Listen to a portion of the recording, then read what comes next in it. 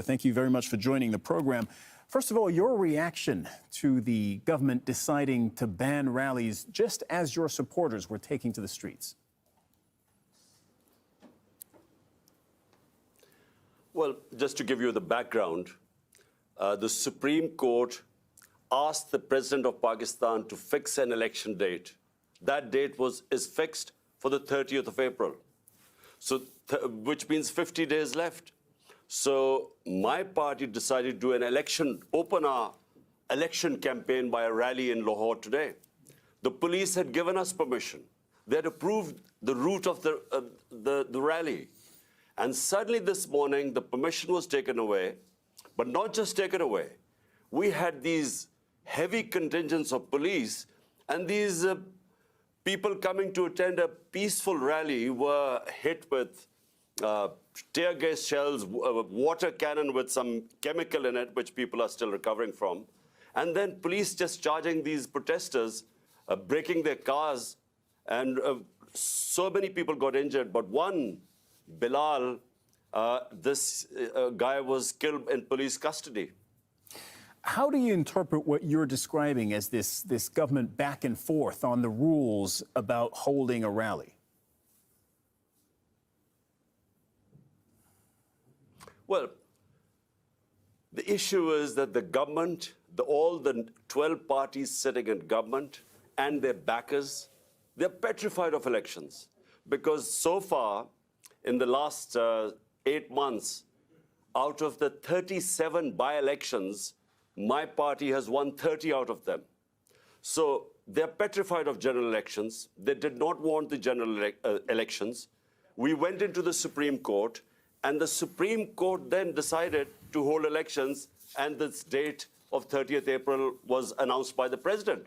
So we were just going according to our schedule to start our election campaign. But it is clear that the government does not want election. The parties sitting in the government, they want to get out of the election. So my worry is that the idea was to create a law and order situation today, and we really restrained our workers. We called off the rally because we were scared that there would be people killed, and that would be used as a pretext to get out of the elections.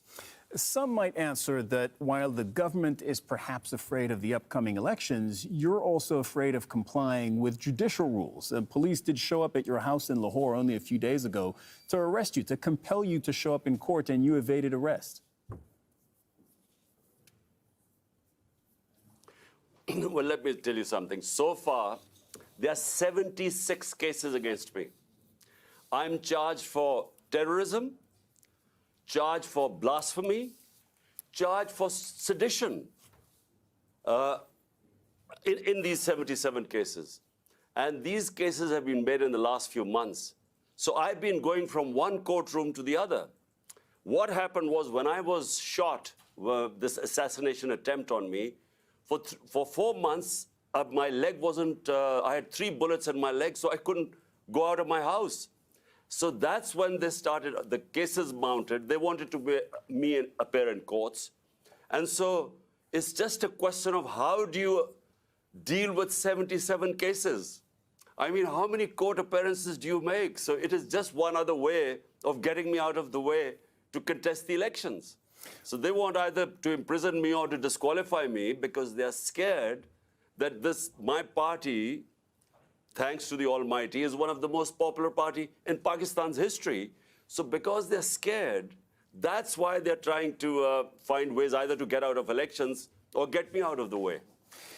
There are provincial elections, as you mentioned, in April, and then national elections later this year. If they both go ahead as scheduled, can you legitimately run in national elections if, as you say, there are 70-plus cases currently pending against you? All the cases, I'm afraid, are frivolous. Whenever they go into a court of law, these cases will be dismissed. Now imagine, I just give you an example. There's a terrorism. I'm supposed to have committed terrorism. Sir, sorry to interrupt, but and if that's the case, and if that's what you believe, why didn't you show up in court? You show up in court.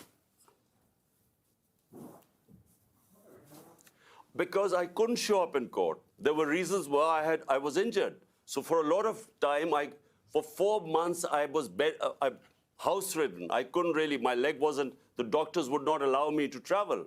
And they knew it. But before that, I was attending all court cases. But it's only since I was shot, that's when I didn't attend courts. And since then, I have again. But look, it's physically not possible to attend so many court cases. So my lawyers are trying to sort of work out a schedule. The second problem is security. My life is under threat because the people who try to assassinate me are in power. And so we've asked from the courts, we want protection. The court must give me protection before I can appear in courts. Because, I repeat, the people who I have nominated in my assassination attempt are sitting in power. Right, and just for our viewers, I want to make clear that they deny that, including the Prime Minister, who said he has nothing to do with the shooting against you late last year. How do you see the rest of this year playing out for you with these 2 elections coming up?